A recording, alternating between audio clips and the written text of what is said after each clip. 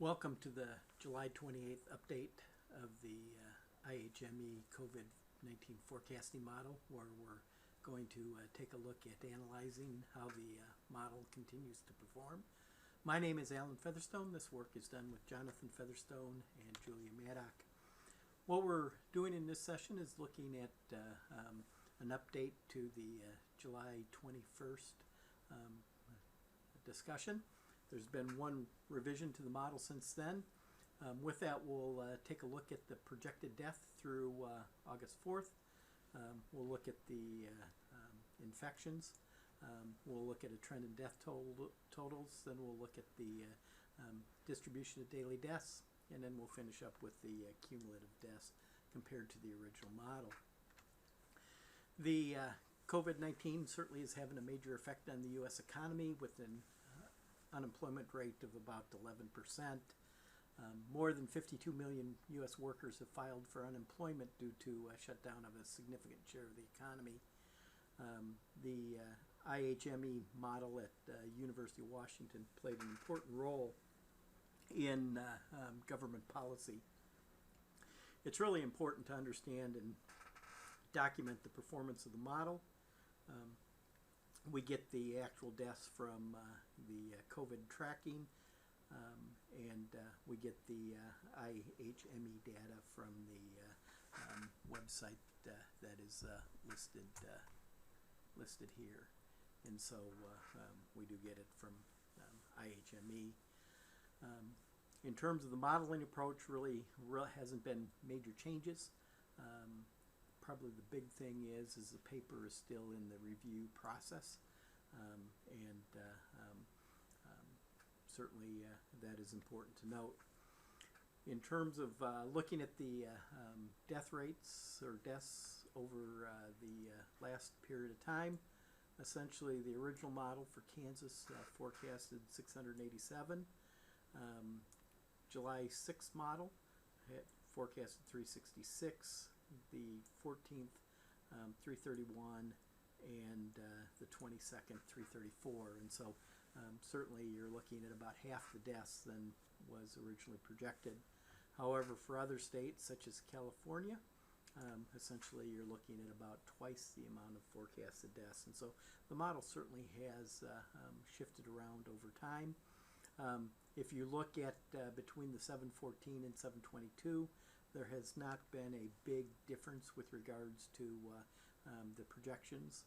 In some respects, it's probably minor changes to the projections, and again, that would be expected given that they've just added additional observations. The original model for the U.S. was 82,141 as of March 26th. The July 6th model was 149,000. July 14th was 155, and you'll see that the model as a whole backed off for the U.S. to 154,500. And certainly you can look at the different states. If you have an interest in looking at the slides individually, they're available at agmanager.info. In terms of to summarize the previous tables, essentially the 32 states have seen an increase in cumulative expected death over the last two model revisions, and you can see the states that did see an increase in expected death. If you look at the original model, essentially 28 states have higher expected death, and 22 states have lower expected death compared to the original model. And again, you have a listing of the states and where they are. One of the things that we've done for the last couple weeks, we've essentially looked at COVID cases as a percent of the population. What is the probability of being infected? And 1% would be 1 out of 100. 2% would be 1 out of 50. And so looking at these, you can essentially see what has went on recently. In terms of Arizona, went from 1.44% to 2.28%, and so certainly the infections in Arizona have increased. The numbers in green are less than 1 in 100, and so less than 1%. The numbers in red are greater than 1%, and so greater than 1 in 100. In Kansas, over the past 2 weeks, 3 weeks, essentially it's went from 0.58% to 0.91%. You can see some of the surrounding states. Nebraska's 1%, Missouri is 0.75%, Colorado is 0.77%, and so certainly you can see some differences. Louisiana has increased quite a bit to 2.39%. Hawaii is still pretty low at 0.12%, and so that would be 1 in 1,000 roughly in Hawaii would be infected. Again, you can look at the numbers. New York is 2.27%, and Virginia a little bit over 1. Tennessee, Texas, Utah between 1.2 and 1.5.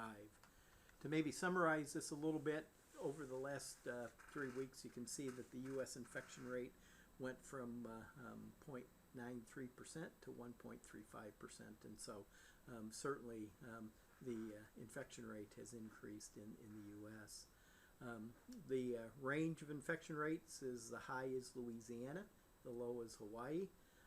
This is a change where the previous 3 weeks the change was, or New York was the highest infection rate, but now Louisiana has surpassed that, and so that is a change from the last couple of weeks. 26 states have had an infection greater than 1%. Last week there were 23 states. And then obviously 24 states have an infection rate of less than 1%. The next thing we've been doing the last few weeks is looking at some trend analysis here.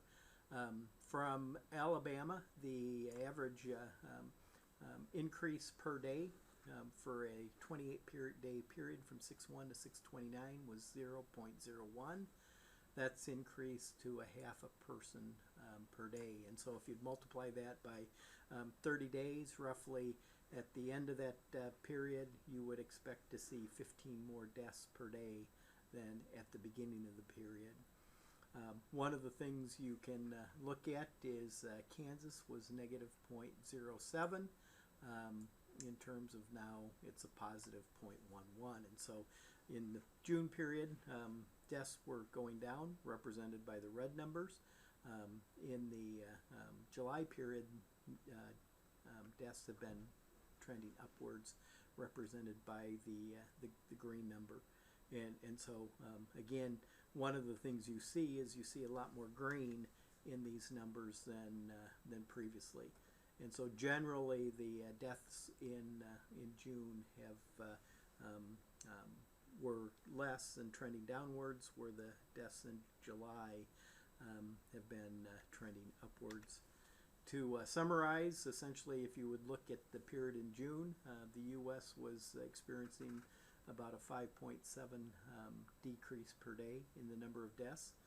Since then, it's increased positive 18 deaths per day. And so again, if you multiply that by 30 at the beginning of the month, you would be looking at about 540 more deaths than at the beginning of the month. Essentially, if we look at the number of states, there's 7 states that essentially have lowering death. Those are Arkansas, New Hampshire, New Jersey, Rhode Island, South Dakota, Virginia, and Washington. Since June 29th, 16 states have a decrease in daily death greater than 0.01 per day. That's half the number that we had at the beginning, or the first period in June. In terms of 31 states have an increase in daily death, and 3 states are really not seeing a trend one way or the other. But again, all of these numbers indicate a negative situation occurring, where the number of deaths over the last 28 28-day period had been increasing, where the number of deaths for the previous 28 period were actually decreasing. And so we went from a situation where we were having quite a bit of decrease in daily death rate to a case where we're having an increase in daily death rate. And so whether or not you look at the U.S. numbers as a whole, or whether or not you look at individual states, both of them are more negative than they had been previously. One of the things that people in the media have been comparing is looking at the U.S. and Sweden case summary. I thought I would pull those numbers there. In terms of as of July 28th, the U.S. infection rate is 1.35% of the population. In Sweden, it's about 0.8%. And then if you look at the death rate, it would be 0.046%. Again, a very low death rate. In Sweden, the death rate is 0.057%. And so while they've actually had less cases, and again, you could argue that perhaps all are not detected in Sweden, or perhaps even in the U.S., certainly the death rates are probably a little bit more countable. And so one of the things you'll see is while the infection rate in Sweden was less, the death rate was actually more. And again, this information is from the worldometers.info.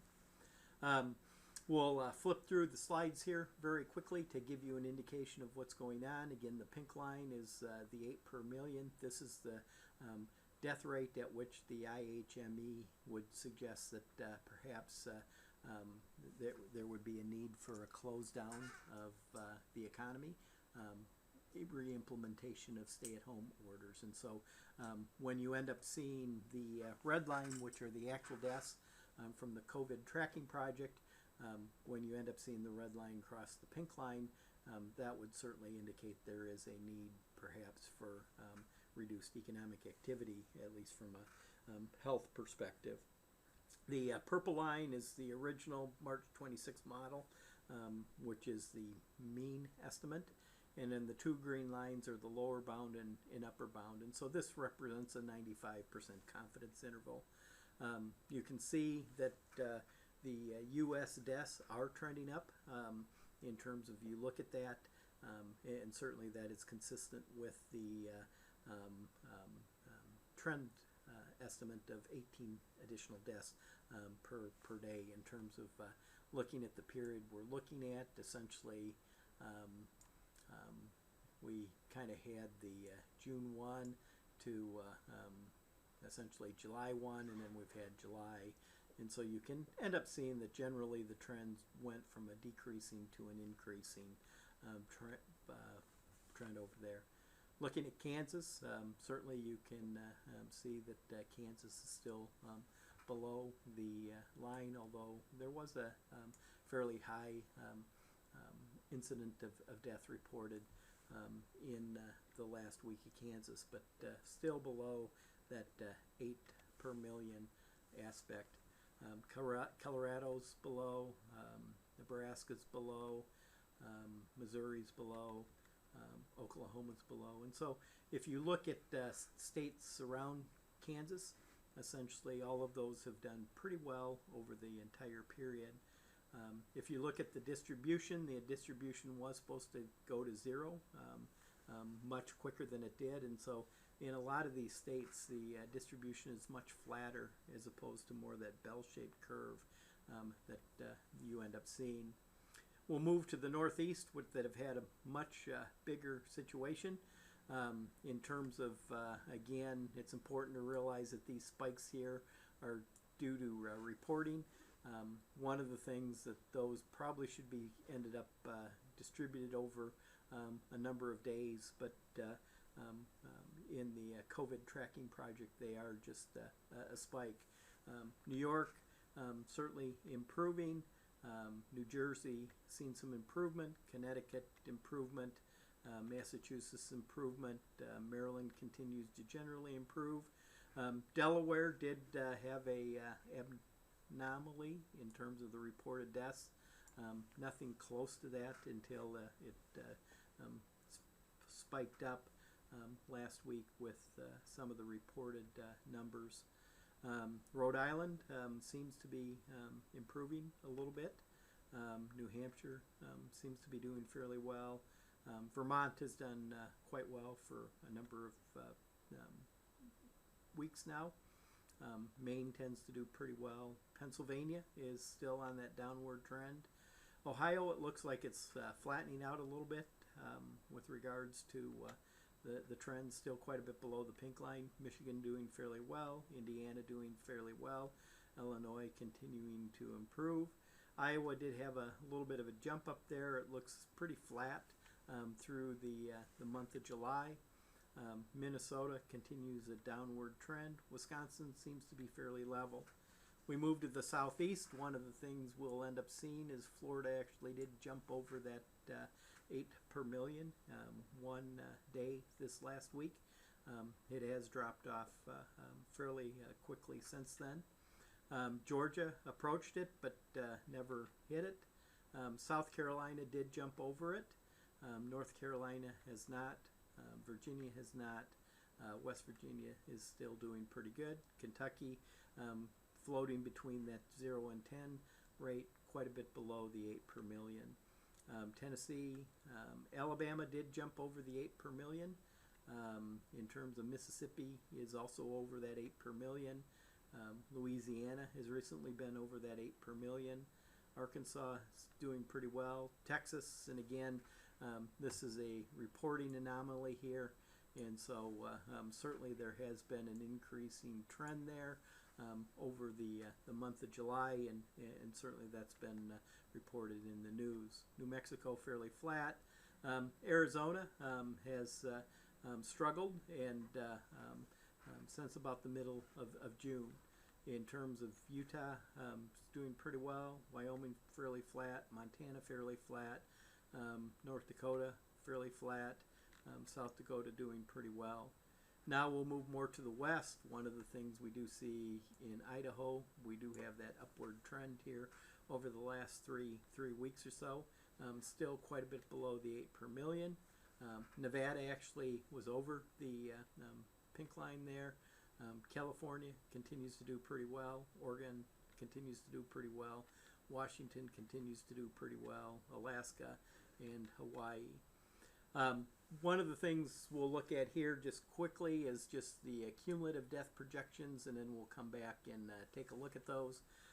U.S. continues to increase. It's still within that 95% confidence interval between the green lines. However, one of the things you'll see is that U.S. is getting very close to that upper bound, and perhaps in the next week we'll actually jump above that upper bound of prediction.